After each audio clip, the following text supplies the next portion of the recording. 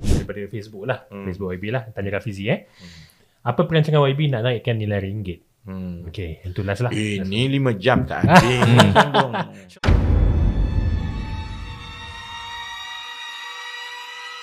Short one, maybe short one. There's no short answer to that. Kan? It's a lot more complicated. Kan? Okay. Apa yang mempengaruhi nilai ringgit? Kan?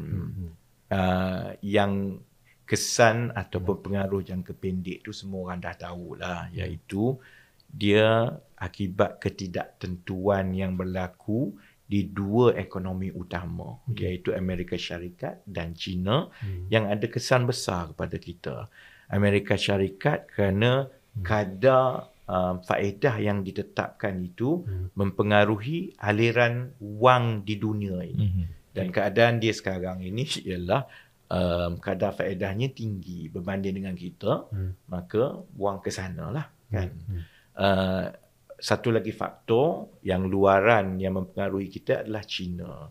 Kerana China sekarang melalui fasa, ialah nak kata lembab ekonomi itu taklah, tapi ekonomi dia tumbuh lebih perlahan daripada yang dijangkakan.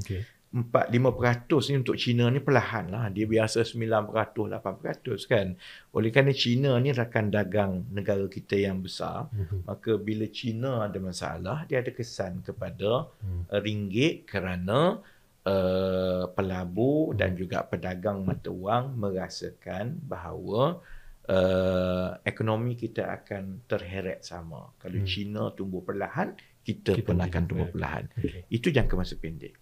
Dan memang tak banyak benda sangat yang kita boleh buat lah, kan. Dan yang itu saya boleh lah tuding jari kata ni Amerika Syarikat lah, China semua kan. Tapi kita juga ada masalah jangka masa panjang. Apa masalah jangka masa panjang kita kan? Ekonomi kita ni dah sampai terbantut di yang dipanggil sebagai middle income trap. Nilai ekonomi yang dijana ni dia tak boleh naik dah daripada yang itu. Jadi oleh sebab ekonomi kita macam ini, jumlah syarikat yang kita ada di negara kita ini, dia terbabit dalam sektor-sektor yang pada mata pelabur antarabangsa dan juga pelabur portfolio yang duk tentukan nak beli saham ke bond ke tidak ni kan, pada mata mereka ini tidak memberikan pulangan yang ada potensi tinggi. Contohnya bank. Kalau di bursa kita, counter atau syarikat-syarikat paling besar ni ialah bank-bank besar kita. Pelabur tengok baguslah dia buat untung, baguslah dia besar, dan baguslah dia bagi pulangan. Dan pulangan dia banyak tu lah, 7%, 5% tiap tahun. Daripada aku letak duit aku dalam Malaysia ni dekat bank-bank ni beli saham dia orang, baik aku pergi letak dekat contohnya Brazil. Mungkin Brazil pertumbuhan sebab syarikat dia baru dan sebagainya kan. Jadi kita masalah jangka masa panjang yang pertama, yang kalau kerajaan ini tidak berjaya menstrukturkan ekonomi, itu memang salah kita lah 4-5 tahun akan datang, ialah kerana struktur ekonomi itu tidak menawarkan potensi pertumbuhan dan pulangan yang baik seperti mana kita 80-90-an dulu. 80-90-an dulu kita negara tak kaya sangat, buat ladang sikit untung banyak kan, minyak kan. Jadi sebab itu kita kena beralih kepada industri-industri tertentu. Sebab itu kalau bila kita tengok dari segi pasaran saham kan, bila kita melancarkan NETR, Pelan Peralihan Tenaga kan, memang ada lonjakan pembelian saham, kemasukan pelabur asing. Kerana dia rasa excited. Yang ini adalah sektor-sektor yang mereka rasa di masa akan datang memberi pulangan lebih besar. Dan kita berharap banyaklah syarikat-syarikat kita mula menyertainya kan. Yalah sekarang ini beban kita ialah untuk memastikan projek itu berjalan lah, kan. Jadi struktur ekonomi itu perlu ditukar. Dan sebab itu kalau orang tanya saya kan, apa kerajaan ni buat untuk ringgit semua ni kan, kita tak boleh buat style-style dulu pakai duit rizab kita pergi main pasaran mata wang semua hanya untuk tunjukkan ringgit ni nak kukuh. Kerana nanti dia jadi macam KWSP lah, untuk politik nampak cantik kukuh, habis berbilion-bilion ringgit di pasaran kan. nak tak nak kita kena bersabar lah orang hantar macam mana pun, kerana kita kena tumpu kepada menstrukturkan ekonomi kita supaya 3-4 tahun akan datang banyak industri-industri dan syarikat-syarikat yang boleh menawarkan potensi pulangan lebih baik, yang ini yang akan menarik minat kepada Malaysia. Lagi banyak menarik minat ke Malaysia, maka lebih banyaklah wang masuk, ringgit akan naikkan. Itu yang pertama. Yang kedua ialah soal fiskal. Kalau tengok Malaysia sekarang kan, defisit kita tinggi. Hutang kita banyak kan. Orang bencilah nak dengar boleh duk cerita pasal fiskal hutang semua ni kan. Kemudian soal pendapatan cukai negara kita ni rendah, hanya 11.7% daripada GDP. Apa yang pelabur ataupun rating agency buat, Fitch ke, Standard & Poor's ke, Moody kan, dia tengok balance sheet negara kita. Dia tengok hutang berapa banyak bayar interest. Dia tengok tax income as a percentage of GDP. Kemudian dia bandingkan Malaysia sebagai sebuah negara yang high middle income. Tengok high middle income negara lain macam mana. Dan bila dia tengok, kita kena terima hakikat lah. Contohnya, hutang kita ni tinggi berbanding dengan average a similar country.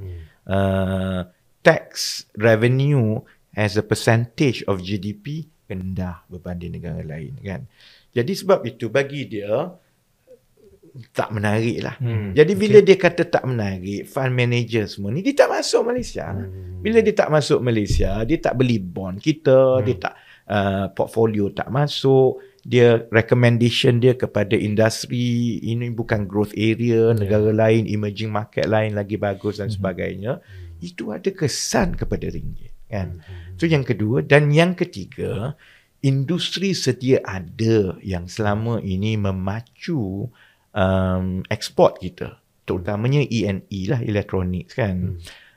Kita kena naik ke peringkat nilai yang lebih tinggi. Kalau sebelum ini ekspor kita hanyalah dari segi kita packaging. Dia design tempat lain, kemudian wafer tempat lain, kemudian dia package kat sini, yang dia buat back end dekat sini, kemudian dia export kan. Yang ini ni kira komoditi. Maka bila komoditi ni dia tertakluk kepada perubahan dunia lah. Maksudnya kalau ekonomi dunia tu nampak lembab, maka order untuk semiconductor dengan E&E kita pun rendah lah. Itu yang ekspor menurun tu kan. Sebab ekspor kita banyak E&E. Tapi kalau contohnya kita menghasilkan chip-chip yang bernilai tinggi yang kita design sendiri, yang khusus kepada high end. Contohnya kalau sekarang ni orang bercakap pasal chip AI kan, GPU yang untuk AI kan semua, dia tidak tertakluk kepada turun naik permintaan mengikut pertumbuhan ekonomi dunia, because those are for commoditized chips. Jadi sebab itu kita juga kena beralih daripada kita hanya pasang saja, kita dah kena design. Dan untuk design ni dia kena spesifik, dan selalunya bila you design ni, you dah memang ada pembeli dari negara lain yang memang nak order chip itu saja. Kan? Jadi semua ini bersabit dengan penstrukturan semula ekonomi kita. Jadi kalau orang tanya apa yang kerajaan buat untuk ringgit ini, banyak yang kita buat ini ialah yang dalam kawalan kita, tetapi dia mengambil masa. Menstrukturkan ekonomi, mengukuhkan fiskal, mengurangkan hutang.